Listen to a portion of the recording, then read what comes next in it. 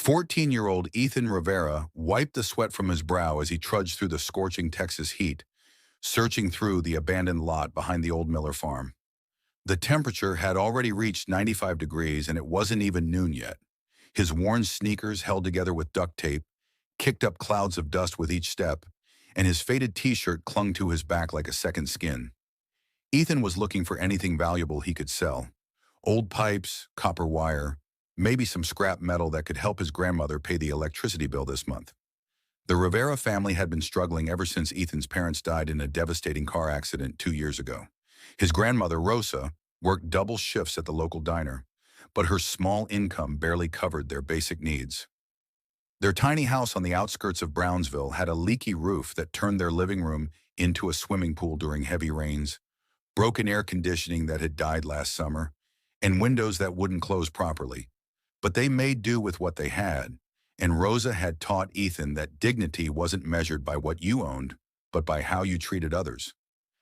Still, Ethan had learned early that every penny counted, and he spent most of his free time searching for anything that might bring in a few dollars. The abandoned Miller property had been his secret treasure hunting ground for months. Old Man Miller had died the previous winter, and his children who lived in Dallas hadn't bothered to clean out the property before putting it up for sale. Ethan had found enough scrap copper and aluminum over the past few months to keep their lights on and put food on the table. As he pushed through a particularly thick thicket of mesquite bushes near the old rusted water tank, Ethan suddenly froze in his tracks. There, sprawled beneath the shade of a massive live oak tree, lay the biggest bull he had ever seen. The animal was completely motionless, his enormous black and white body stretched out on the dry earth like he had simply collapsed where he stood. Ethan recognized the bull immediately. Everyone in the county knew about Ranger, the legendary prize bull belonging to cattle rancher Benjamin Hayes. The animal was worth more money than Ethan's family would see in a lifetime, famous throughout South Texas for his incredible size, impressive strength, and unfortunately, his notoriously aggressive temperament. Local kids were warned repeatedly to stay far away from Hayes' property because of Ranger's well-documented reputation for charging at anyone who got too close to his territory. But this wasn't the fearsome bull everyone talked about in hushed, respectful tones. Ranger lay completely still, his massive chest barely rising and falling with shallow, irregular breathing that sounded labored and painful. His eyes were half closed and unfocused, staring at nothing, and a thick white foam had formed around his mouth. Flies buzzed persistently around his motionless form, and his usually glossy coat looked dull and lifeless. The powerful muscles that had made him famous were slack and unresponsive. Despite every survival instinct telling him to run as fast as possible, Ethan felt his heart break at the sight of the suffering animal. He had always felt a special, almost mystical connection to creatures in pain, maybe because he understood all too well what it felt like to be helpless and alone in the world. His grandmother had often told him that he had healing hands and a gift from God after watching him successfully nurse injured birds, stray cats, and abandoned puppies back to health with nothing more than patience, love, and determination. Ethan knew he should probably run home and tell an adult about what he'd found, but something in Ranger's increasingly labored breathing told him there wasn't time for that. The bull looked like he was dying right before his eyes, and every second that passed could be the difference between life and death. Taking a deep breath and summoning courage he didn't know he possessed, Ethan made a decision that would change everything. He approached slowly and carefully, speaking in the same gentle, soothing voice his grandmother used when comforting him during violent thunderstorms. "Easy there, big guy," Ethan whispered, his voice shaking slightly with fear and determination. "I'm not going to hurt you. I want to help you feel better." As he got closer, Ethan noticed a strange, sickeningly sweet smell hanging heavy in the air, and spotted several crushed purple berries scattered around Ranger's mouth and massive body. He recognized them immediately from his grandmother's stern warnings about the poisonous plants that grew wild throughout Texas. Chinaberry tree fruits, deadly toxic to livestock if eaten in large quantities. Looking at Ranger's deteriorating condition and the damning evidence scattered around him, Ethan realized exactly what had happened. The bull had somehow gotten into a grove of chinaberry trees and eaten enough of the toxic fruit to poison himself severely. Without immediate and aggressive intervention, Ranger would certainly die within the next few hours. What drove this powerful, intelligent bull to eat poisonous berries? And can a poor teenager with nothing but determination really save an animal worth more than his entire neighborhood? Ethan's mind raced as he knelt beside Ranger's massive form. He had helped his grandmother's friend, Senora Martinez, care for sick farm animals before, but never anything this large or this critical. The bull's breathing was becoming more labored by the minute, and Ethan knew he had to act immediately. First, he needed to clear Ranger's airway. Using all his strength, Ethan managed to position the bull's heavy head better and carefully removed the remaining berry pieces from his mouth with his bare hands. The bull's breath was hot and ragged against his palm, but Ethan didn't pull away. Next, he remembered something crucial from a documentary about livestock poisoning he'd watched at the library. China berry toxicity could be survived if the animal's system could be flushed and their body temperature regulated. Ethan needed water, lots of it, and he needed it immediately. The nearest water source was the old irrigation ditch about a quarter-mile away. Ethan looked at Ranger's unconscious form and made a desperate decision. He couldn't move a bull that weighed over a ton, but he could bring water to him. Without hesitation, Ethan took off running as fast as his legs could carry him. He sprinted across the field, vaulted over the fence, and ran all the way to his grandmother's house. Bursting through the back door, he grabbed every container he could find. Buckets, pots, plastic jugs, even his grandmother's prized ceramic bowls. Rosa was at work, so there was no time to explain his desperate mission. If Ethan's courage to save Ranger, despite having nothing himself, moves you, think about the incredible power we all possess to make a difference. This young man's determination shows us that true wealth isn't measured in dollars, but in the size of our hearts and our willingness to act when others need us most. Share this story with someone who needs to be reminded that heroes come from the most unexpected places. Your kindness might be exactly what changes someone's entire world today.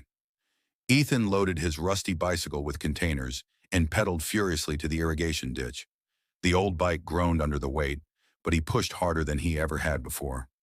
Back and forth he went, making trip after trip, hauling precious water from the ditch to where Ranger lay dying under the scorching Texas sun. By his fifth trip, Ethan was completely exhausted, but Ranger's condition was getting worse. The bull's body temperature was dangerously high, and his breathing had become even more shallow. Ethan knew from Senora Martinez's teachings that he needed to cool Ranger down immediately and somehow get fluids into his system. Using his own t-shirt, Ethan began soaking it in the cool water and placing it on Ranger's forehead, neck, and flanks. He worked methodically, re-soaking the shirt every few minutes to bring down the bull's fever. Then, remembering how his grandmother had helped him when he had food poisoning last year, Ethan tried to get small amounts of water into Ranger's mouth. It was dangerous and exhausting work. Ranger was unconscious but still massive and unpredictable, and Ethan was just a skinny 14-year-old boy. But something incredible was happening. As Ethan worked tirelessly under the blazing sun, Ranger's breathing began to stabilize and his body temperature started to drop slightly. As the afternoon wore on, Ethan refused to give up despite his exhaustion. His hands were blistered from carrying water buckets, his back ached from the constant lifting, and his lips were cracked from dehydration. Just when he thought he couldn't continue, he heard the rumble of truck engines in the distance. Someone was coming, but would they arrive in time to save Ranger, or would they blame Ethan for being near the valuable bull? The sound of diesel engines grew louder as two pickup trucks bounced across the rough terrain toward them. Ethan's heart pounded as he recognized the lead vehicle. It belonged to Benjamin Hayes, Ranger's owner and one of the most powerful ranchers in South Texas. Ethan had never met Mr. Hayes personally, but everyone knew his reputation as a stern, wealthy man who didn't tolerate trespassers on his land. As the trucks came to a stop, Ethan instinctively moved protectively closer to Ranger's head, unsure of what to expect. Mr. Hayes stepped out of his truck, followed by two ranch hands and a woman carrying a large veterinary bag. Ethan could see the suspicion and anger in the rancher's eyes as he approached. "Boy, what in the hell are you doing to my bull?" Hayes's voice boomed across the field, his face red with anger. But as he got closer and saw the scene before him, the empty water containers, Ethan's exhausted and dehydrated state, and Ranger's slightly improved condition, his expression began to change. Dr. Amanda Foster, the veterinarian, immediately rushed to Ranger's side and began her examination. "Benjamin, this animal has been poisoned by Chinaberry toxin," she said, looking up with surprise. "But someone has been treating him. His core temperature has been lowered, and his airway is clear. His vital signs are much better than they should be for this level of poisoning." Ethan found his voice, though it came out as barely a whisper. "I found him this morning, sir. He was barely breathing. I've been bringing him water and trying to cool him down." He gestured weakly toward the pile of containers and his soaked t-shirt lying nearby. One of the ranch hands, an older Mexican-American man named Carlos, looked at Ethan with growing respect. "Mijo, do you have any idea how dangerous it is to get this close to Ranger? This bull has put 3 men in the hospital over the years. He doesn't let anyone near him." Dr. Foster continued her examination while listening to Ethan's explanation of everything he had done. She nodded occasionally, her expression growing more amazed by the minute. Finally, she looked up at Mr. Hayes with something approaching awe in her eyes. "Benjamin, this boy saved Ranger's life. Chinaberry poisoning is almost always fatal in animals this size, especially when they have consumed as much as Ranger apparently did. The cooling treatment and the small amounts of water helped to prevent complete organ shutdown. Without this intervention, Ranger would have died hours ago." Mr. Hayes studied Ethan for a long moment. The boy was clearly dehydrated and exhausted. His clothes were filthy and torn, and his hands were cut and blistered from hours of carrying water buckets. But there was something in the child's eyes, a determination and genuine compassion that reminded Hayes of his own son, who had died in military service years ago. "What's your name, son?" Hayes asked, his voice much gentler now. "Ethan Rivera, sir. I live with my grandmother Rosa about 2 miles from here. I was just looking for scrap metal when I found him." Hayes knew the Rivera family by reputation, good people who had fallen on extremely hard times after tragedy struck. He also realized that Ethan could have simply walked away when he found Ranger, or even taken advantage of finding such a valuable animal in a vulnerable state. Instead, this poor boy had spent his entire day risking his own safety to save a creature that could have easily killed him. Dr. Foster worked quickly to establish an IV line for Ranger, administering medications to neutralize the remaining toxins in his system. As she worked, she kept glancing at Ethan with admiration. "I have to ask," she said, "how did you know to do the cooling treatment and the gradual water administration? That's exactly the field protocol I would have used." Ethan blushed slightly. "My grandmother's friend, Senora Martinez, used to work with farm animals. She taught me about helping sick creatures. And my abuela always says that when someone is suffering, you don't walk away. You do whatever you can to help, even if it's scary." As darkness fell and they worked under the truck headlights, Ranger's condition continued to improve steadily. The massive bull's breathing became stronger and more regular, and his eyes began to show signs of returning awareness. Dr. Foster announced that while he wasn't completely out of danger yet, Ranger had an excellent chance of full recovery thanks to Ethan's quick thinking and selfless actions. Will Ranger remember who saved his life when he fully recovers? And how will this incredible act of courage change Ethan's difficult circumstances forever? 5 days had passed since Ranger's rescue, and Ethan found himself thinking about the bull constantly. Mr. Hayes had insisted on driving Ethan home that night and had spent a long time talking privately with his grandmother Rosa. The next morning, Rosa had tearfully told Ethan that Mr. Hayes wanted to hire him to help with Ranger's recovery, and that the pay would be enough to fix their roof and buy groceries for the next 3 months. Every morning, Ethan rode his old bicycle to the Hayes Ranch, his heart filled with anticipation and worry. Dr. Foster had moved Ranger to a special recovery pen where she could monitor him closely. The bull had regained consciousness 2 days after his rescue, but he remained weak and disoriented from his ordeal. On this particular morning, Ethan approached Ranger's pen carrying fresh hay and the special nutrient mixture Dr. Foster had prepared. As he had done every day, Ethan spoke softly to Ranger, telling him about his day and encouraging him to keep getting stronger. "Good morning, Ranger. Ethan said gently as he entered the pen. The bull was standing but looked unsteady on his feet. I brought you some breakfast. Dr. Foster says you need to eat more to build your strength back up. What happened next left everyone who witnessed it completely speechless. Ranger, who had never shown anything but aggression toward humans throughout his entire life, slowly walked directly toward Ethan. But instead of the threatening posture everyone expected, Ranger gently lowered his massive head and softly nuzzled Ethan's chest. Carlos, who was watching from outside the pen, called out in amazement, Dios mío! I can't believe what I'm seeing. In 15 years working with Ranger, he's never done anything like that. Ethan stood perfectly still, overwhelmed by the gentle giant's incredible display of trust and affection. Ranger's enormous head, which could have easily knocked Ethan to the ground, rested against the boy's small frame with remarkable tenderness. The bull made soft, rumbling sounds deep in his chest, not the aggressive snorts and huffs everyone was accustomed to hearing, but something that sounded almost like contented purring. Dr. Foster appeared at the fence, her medical equipment in hand, and stopped in her tracks.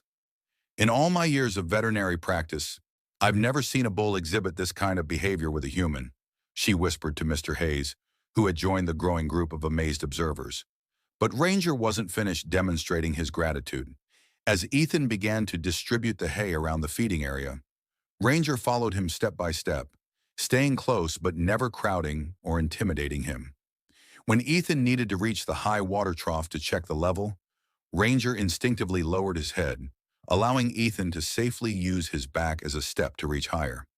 He's treating Ethan like a member of his family, Dr. Foster observed with wonder. In bovine psychology, this level of trust and protective behavior is absolutely extraordinary. Ranger clearly understands that Ethan saved his life, and he's expressing gratitude in the most profound way possible for his species. Over the following weeks, Ranger's physical recovery accelerated dramatically under Ethan's devoted care. But the most remarkable transformation wasn't in Ranger's health. It was in his entire personality. The bull who had once been feared throughout the county for his aggressive nature became gentle and calm whenever Ethan was around. Ranger would follow Ethan around his pen like a loyal dog, and he seemed to understand and respond to everything the boy said to him. News of the extraordinary bond between Ethan and Ranger began to spread throughout South Texas. People drove from neighboring counties just to witness the incredible friendship between the poor boy and the legendary bull. Local television stations picked up the story, and soon news crews were arriving at the Hayes Ranch to document this remarkable relationship. But the most significant change was happening in Ethan's own life. Mr. Hayes had been so deeply impressed by the boy's character and his natural gift with animals that he offered Ethan a permanent part-time position at the ranch. The job paid well, but more importantly, it gave Ethan something he had never experienced before: a genuine sense of purpose and belonging. As Ethan's confidence grew, so did his dreams for the future. He began talking about becoming a veterinarian someday, inspired by Dr. Foster's work and his own remarkable success with Ranger. For the first time since his parents' death, Ethan could envision a bright future filled with possibilities. Will Ethan's sudden change in fortune create resentment among his peers? Or will his inspiring story motivate others to believe in the transformative power of compassion?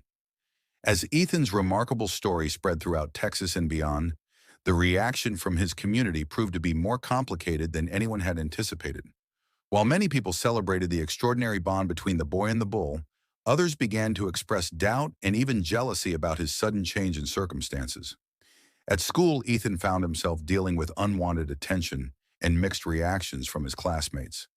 Some students accused him of exaggerating the story for attention, while others seemed resentful of his newfound opportunities. Diego Morales, the school bully who had tormented Ethan for years about his family's poverty, cornered him after classes one day and sneered, "Think you're something special now, don't you? Just because some rich guy is paying you to babysit his cow." But for every skeptic and jealous classmate, there were three people who found genuine inspiration in Ethan's story. Senora Martinez, who had first taught him about animal care, beamed with pride every time she saw him. "I always knew you had a special gift with God's creatures," she told him one evening as they sat on her porch. "But what you did for Ranger showed the whole world the beautiful heart I've always seen in you."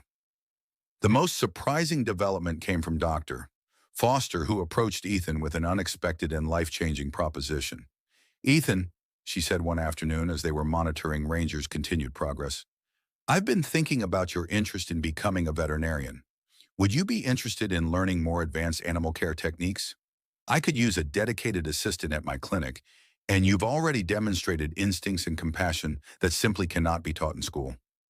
Ethan's eyes lit up with excitement at this incredible opportunity, but he was also concerned about balancing this new responsibility with his schoolwork and his duties at the ranch. Dr. Foster had already considered this challenge and had spoken with his teachers about creating a special mentorship program that would allow Ethan to earn academic credit for his veterinary training. Meanwhile, Ranger continued to flourish under Ethan's devoted care, but their remarkable bond was evolving in ways that continued to amaze everyone who witnessed their interactions. The bull had developed an almost supernatural ability to sense Ethan's emotions and moods. On days when Ethan arrived at work feeling sad or stressed about school problems, Ranger would greet him with extra gentleness, sometimes refusing to eat his own food until Ethan's spirits improved.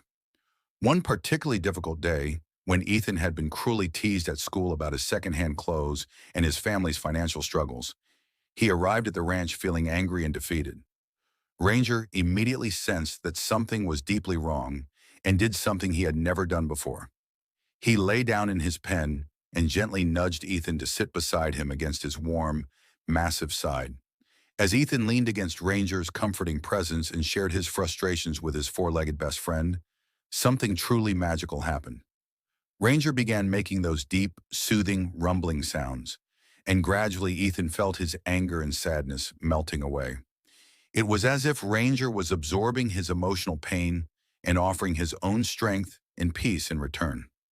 Mr. Hayes, who had been observing this touching scene from a respectful distance, was moved to tears by the profound connection between the boy and the bull. That evening, he made a decision that would completely transform Ethan's future. He called Rosa Rivera and asked if he could visit their humble home to discuss something very important about Ethan's future. The conversation that took place that night would become the stuff of local legend. Mr. Hayes offered to pay for Ethan's complete education through veterinary school, including all tuition, books, and living expenses, in exchange for Ethan's commitment to return to the area after graduation and help establish a cutting-edge animal rescue and rehabilitation center on the ranch. "Your grandson has a rare gift that extends far beyond just being good with animals," Hayes explained to Rosa with deep sincerity. "He possesses the kind of heart and character that could revolutionize the way people understand the connection between humans and animals. I want to provide him with every possible opportunity to develop and share that extraordinary gift with the world." Rosa Rivera, who had worried constantly about Ethan's future and their family's financial struggles, wept with overwhelming gratitude and relief. But she also made it absolutely clear that this momentous decision was ultimately Ethan's to make. When Ethan learned about Mr. Hayes' incredible offer, he was overwhelmed with emotion, but also deeply thoughtful about such a life-changing opportunity. That night, he visited Ranger one final time before giving his answer, needing to discuss this crucial decision with his closest and most trusted friend. Will Ethan accept this amazing opportunity that could change his entire life? And how will his decision inspire others in his community to pursue their own dreams against all odds? 6 years had passed since that scorching August day when Ethan first discovered Ranger dying under the Texas sun. Now 20 years old and in his final year of veterinary school, Ethan had grown into a confident young man with an unwavering sense of purpose and direction. His grades were outstanding. His reputation as someone with an extraordinary gift for healing animals had spread throughout the veterinary community, and his acceptance into advanced specialty training was assured. But perhaps the most remarkable transformation had occurred in his hometown community. Ethan's inspiring story had sparked something unprecedented in their small South Texas area. A network of young people from all backgrounds who were dedicated to animal rescue and compassionate care. What had started as a few local kids helping Ethan at the Hayes Ranch had grown into a thriving youth organization that had saved hundreds of animals and educated thousands of people about the importance of treating all creatures with kindness and respect. Diego Morales, the former school bully who had once tormented Ethan about his poverty, had become one of his most dedicated volunteers after witnessing him successfully save an injured horse that had been abandoned by the roadside. I never understood what Ethan was really about until I saw him work his magic, Diego explained to visiting reporters. He doesn't just heal animals. He shows people that caring about something greater than yourself actually makes you stronger and more complete, not weaker. The Hayes Ranch had indeed become the state-of-the-art animal rescue and rehabilitation center that Mr. Hayes had envisioned, but it had evolved into something much more meaningful than anyone had originally imagined. It had become a place where young people from all walks of life could come to learn, heal their own emotional wounds, and discover their own potential for making a positive difference in the world around them. Ranger, now fully recovered and stronger than he had ever been, had become the facility's beloved ambassador and living symbol of hope. His gentle nature with visitors, especially children who were afraid of large animals, had helped countless people overcome their fears and develop a deeper appreciation for all living creatures. But his special bond with Ethan remained as strong and profound as ever, and their daily interactions continued to inspire and amaze everyone who was fortunate enough to witness them. On this particular morning, as Ethan prepared for his final presentation to a distinguished group of potential donors who would fund the major expansion of their rescue programs, he felt nervous for the first time in years. The success of this crucial presentation would determine whether they could help even more animals and young people in the years ahead. As he walked toward Ranger's pen to spend a few peaceful moments with his oldest and dearest friend before the important meeting, Ethan reflected on the incredible journey his life had taken.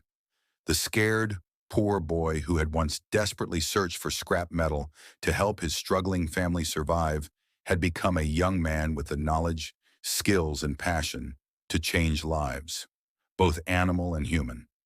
Ranger greeted him exactly as he always did, with gentle nuzzling and soft, contented rumbling sounds. But today, Ranger seemed to sense Ethan's nervousness about the presentation and did something truly special. The magnificent bull walked over to the fence where Ethan's presentation materials were carefully arranged and delicately picked up the folder with his mouth, carrying it back to Ethan as if to say, "You've got this, my friend." The presentation that followed became Ethan's finest and most powerful moment. He spoke with passionate eloquence about the profound connection between human and animal welfare, about how caring for vulnerable creatures teaches people to care more deeply for each other, and about the incredible transformation he had witnessed in countless young people who discovered their own capacity for compassion through hands-on animal rescue work.